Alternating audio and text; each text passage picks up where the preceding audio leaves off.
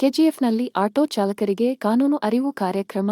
KGF ಕಾನೂನಿನ ರೀತಿಯಲ್ಲಿ ನಾವು ವಾಹನಗಳನ್ನು ಚಲಾವಣೆ ಮಾಡಬೇಕು. ಆಗ ಯಾವುದೇ ಸಮಸ್ಯೆಗಳು ಬರುವುದಿಲ್ಲ ಎಂದು ಹಿರಿಯ ಶ್ರೇಣಿ ನ್ಯಾಯಾಧೀಶರು ಗಣಪತಿ ಗುರುಸಿದ್ದ ಬಾದಾಮಿ ಹೇಳಿದರು. ಅವರು ಕೆಜಿಎಫ್ ನಗರದ ಆಂಡರ್ಸನ್ ಪೇಟೆ ನಗರಸಭೆ ಬಸ್ ನಿಲ್ದಾಣದಲ್ಲಿ ಕೆಜಿಎಫ್ ತಾಲೂಕು ಕಾನೂನು ಸೇವೆಗಳ ಸಮಿತಿ ಹಾಗೂ ವಕೀಲರ ಸಂಘ ಆಟೋ ಚಾಲಕರ ಸಂಘದ ವತಿಯಿಂದ ಆಟೋ ಚಾಲಕರಿಗೆ ಕಾನೂನು ಅರಿವು ಕಾರ್ಯಕ್ರಮವನ್ನು ಜ್ಯೋತಿ ಬೆಳಗಿಸುವ ಮೂಲಕ ಉದ್ಘಾಟಿಸಿ ಮಾತನಾಡಿದರು. ಆಟೋ ಚಾಲಕರು ಸುರಕ್ಷತಾ ಕ್ರಮಗಳ ಬಗ್ಗೆ ಜಾಗೃತ ವಹಿಸಬೇಕು. ಆಟೋ ಚಲಾವಣೆ ಮಾಡುವಾಗ ಡಿಎಲ್ ಇನ್ಸೂರೆನ್ಸ್ ಮಾಡಿರಬೇಕು. ರಸ್ತೆಯಲ್ಲಿ ಯಾವುದೇ ಒಂದು ಅಪಘಾತಗಳು ನಡೆದಾಗ ಮಾನವೀಯತೆಯ ದೃಷ್ಟಿಯಿಂದ ಅಪಘಾತದಲ್ಲಿ ಗಾಯಾಳುಗಳಾದವರನ್ನು ತಕ್ಷಣ ತಮ್ಮ ಸಮೀಪದ ಆಸ್ಪತ್ರೆಗೆ ಸೇರಿಸಬೇಕು. ಅವರ ಹತ್ತಿರ ಹಣವನ್ನು ಪಡೆಯಬಾರದು. ತಮ್ಮ ಮನೆಯ ಹತ್ತಿರ ಗರ್ಭಿಣಿಯರು ಆಸ್ಪತ್ರೆಗೆ ಕರೆದೊಯ್ಯುವಾಗ ಹಣವನ್ನು ಪಡೆಯಬಾರದು. ಮಾನವೀಯತೆಯಿಂದ ಮಾಡಬೇಕು ಎಂದರು. ವಾಹನವನ್ನು ಕುಡಿದು ಚಲಾವಣೆ ಮಾಡಬಾರದು. ನಿಮ್ಮ ಮಕ್ಕಳಿಗೆ 18 ವರ್ಷ ತುಂಬದೆ ನಿಮ್ಮ ವಾಹನವನ್ನು ನೀಡಬಾರದು. ನೀಡಿದ ಸಂದರ್ಭದಲ್ಲಿ ಯಾವುದೇ ಅಪಘಾತ ಸಂಭವಿಸಿದರೆ ಅದಕ್ಕೆ ನೀವೇ ಹೊಣೆ ಆಗುತ್ತೀರಿ. ಕಾನೂನಿನಲ್ಲಿ ಇಂಥ ಕೇಸುಗಳಿಗೆ ಅಪಾರ ದಂಡ ವಿಧಿಸುತ್ತಾರೆ. ಆದ್ದರಿಂದ ತಮ್ಮ ಮಕ್ಕಳಿಗೆ 18 ವರ್ಷ ತುಂಬಿದ ನಂತರ ಡ್ರೈವಿಂಗ್ ಲೈಸೆನ್ಸ್ ಮಾಡಿಸುವ ಮೂಲಕ ವಾಹನಗಳನ್ನು ನೀಡಬೇಕು ಎಂದು ಸಭೆಯಲ್ಲಿ ನೆರೆದಿದ್ದ ಸುಮಾರು ಒಂದು 2,000ಕ್ಕಿಂತನೂ ಜಾಸ್ತಿ ಆಟೋ ರಿಕ್ಷಾಗಳಿವೆ. ನಿಮಗೆ ಕಾನೂನಿನ ಅರಿವು ಬಹಳ ಮುಖ್ಯ ಇದೆ. ಮತ್ತೆ ಅದಷ್ಟೇ ಅಲ್ಲದೆ ಜವಾಬ್ದಾರಿ ಕೂಡ ಬಹಳ ಇದೆ ಅಂತ ತಿಳ್ಕೊಳ್ಳೋದು ಬಹಳ ಮುಖ್ಯ ಇದೆ. ನೀವು ಎಲ್ಲ ಹೊಟ್ಟೆ ಪಾಡಿಗೋಸ್ಕರ ಆಟೋ ಚಾಲಕ ವೃತ್ತಿಯನ್ನು ಮಾಡ್ತಾ ಇದ್ದೀರಾ. ಮೊದಲು BGML ಫ್ಯಾಕ್ಟ್ರಿ ಇದ್ದಾಗ ಎಲ್ರಿಗೂ ಉದ್ಯೋಗಾವಕಾಶ ಇತ್ತು.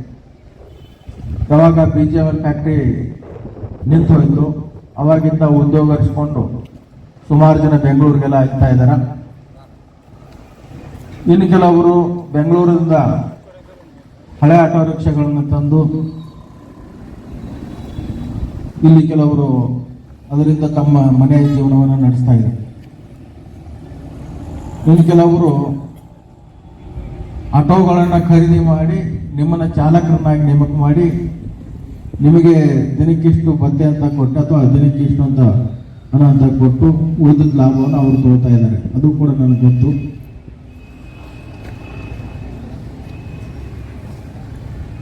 ನೀವು ಮುಂಜಾನೆಯಿಂದ ಸಂಜೆವರೆಗೆ ದುಡಿದು ಭಾಳ ಅಂದರೆ 1,000 ಅಥವಾ 1,500 ರೂಪಾಯಿ ಸಂಪಾದನೆ ಮಾಡಿ ಅದರಲ್ಲಿ ಕುಟುಂಬ ನಿರ್ವಹಣೆ ಮಾಡಬೇಕಾಗುತ್ತೆ. ಕುಟುಂಬದ ಜವಾಬ್ದಾರಿ ನಿಮ್ಮ ಮೇಲೆ ಇರುತ್ತೆ. ಆದರೆ ಅದಷ್ಟೇ ಅಲ್ಲದೆ ಪಾಲನೆ ಮಾಡುವುದು ಕೂಡ ನಿಮ್ಮ ಮೇಲೆ ಬಹಳ ಜವಾಬ್ದಾರಿ ಇರುತ್ತೆ. ಕೇವಲ ಒಂದು ಆಟೋ ಇಟ್ಟುಕೊಂಡು ನಡೆಯಲ್ಲ. ರಸ್ತೆ ಸಂಬಂಧಪಟ್ಟಂತೆ ನಿಯಮಗಳು ಗೊತ್ತಿರಬೇಕು. ಮುಂದೆ ಆಟೋ ಚಾಲನೆ ಮಾಡುವಾಗ ಆಗುವಂಥ ಅವಘಡಗಳಿಂದ ಮುಂದೆ ಆಗುವಂಥ ಒಂದು ತೊಂದರೆಗಳ ಬಗ್ಗೆ ಕೂಡ ನಿಮಗೆ ಜ್ಞಾನ ಇರಬೇಕು.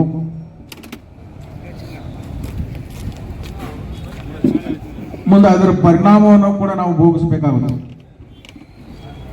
ಆಟೋ ಚಾಲನೆ ಮಾಡುವಾಗ ಆಟೋ ಅಷ್ಟೇ ಅಲ್ಲ, ಯಾವುದೇ ವಾಹನವನ್ನು ಚಾಲನೆ ಮಾಡಬೇಕಾದ್ರೆ ನಾವು ಅದಕ್ಕೆ ಸಂಬಂಧಪಟ್ಟಂಗೆ ಕಾನೂನು ಏನಿದೆ ಅಂತ ತಿಳ್ಕೊಳ್ಳೋದು ಬಹಳ ಮುಖ್ಯ. ನಾವು ನೋಡ್ತೀವಿ ಸಾಕಷ್ಟು ಕಡೆ ಕಾನೂನು ಸರ್ಕಾರದವರು ಮಾಡಿದ್ದಾರೆ, ಪ್ರತಿಯೊಬ್ಬರು ಹೆಲ್ಮೆಟ್ ಹಾಕೋಬೇಕು ಅಂತ. ಹೆಲ್ಮೆಟ್ ಹಾಕೋಬೇಕಂತ ಯಾಕೆ ಕಾನೂನು ಮಾಡಿದ್ದಾರೆ? ಯಾರಾದರೂ ಹೇಳ್ತೀರಾ? ದಯವಿಟ್ಟು ಹೇಳಿ, ನಿಮ್ಗೇನು ತಿಳಿತಂದು ಹೇಳಿ. ಹೆಲ್ಮೆಟ್ ಹಾಕೋಬೇಕಂತ ಯಾಕೆ ಕಾನೂನು ಮಾಡಿದ್ದಾರೆ?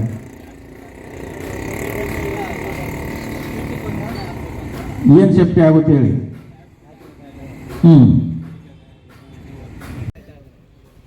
ಸುರಕ್ಷಿತವಾಗಿರ್ಬೇಕು.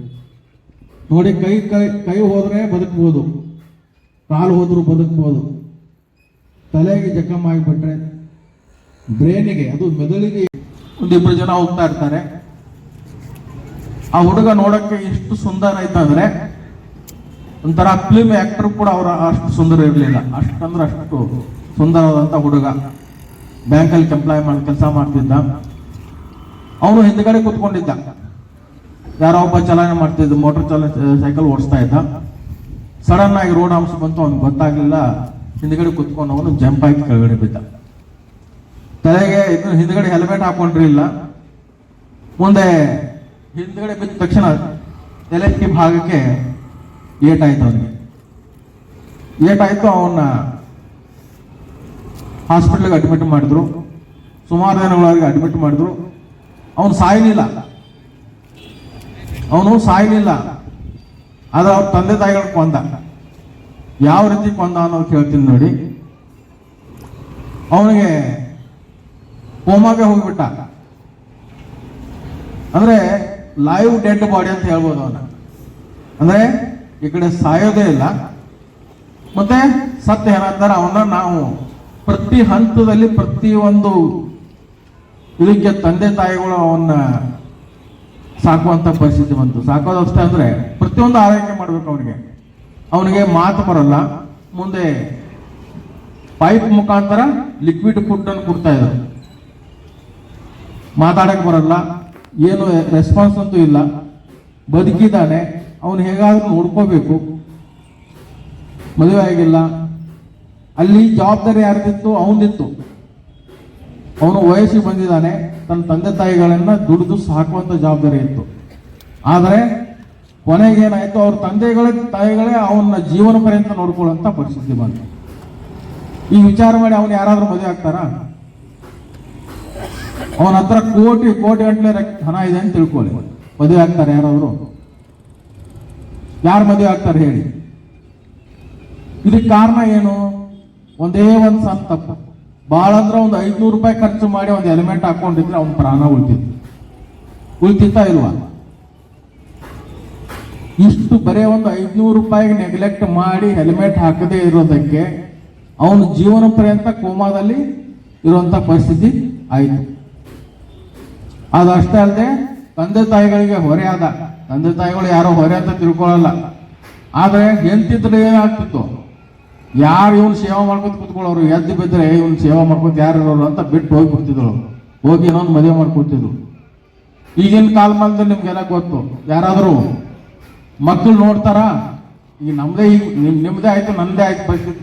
ಆ ಪರಿಸ್ಥಿತಿ ಆದ್ರೆ ಮಕ್ಕಳು ನೋಡ್ತಾರ? ಚೆನ್ನಾಗಿದ್ರೆ ನಮ್ಮನ್ನ ನೋಡಲ್ಲ. ನಾವು ಚೆನ್ನಾಗಿದ್ದೀವಿ ಆದ್ರೂ ಕೂಡ ನಮ್ಮನ್ನ ಮಕ್ಕಳು ನೋಡಲ್ಲ.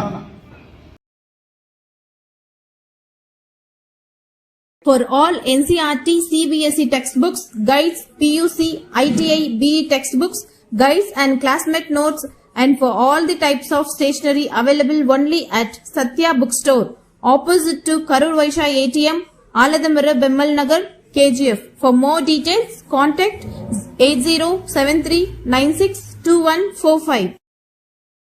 என்ன வேணும்? என்னதான் வேணும்? கூல். என்ன வேணும்னாலும் பிகிக்கு கால் பண்ணுங்க. 15 நிமிஷத்துல ஹோம் டெலிவரிய அள்ளுங்க.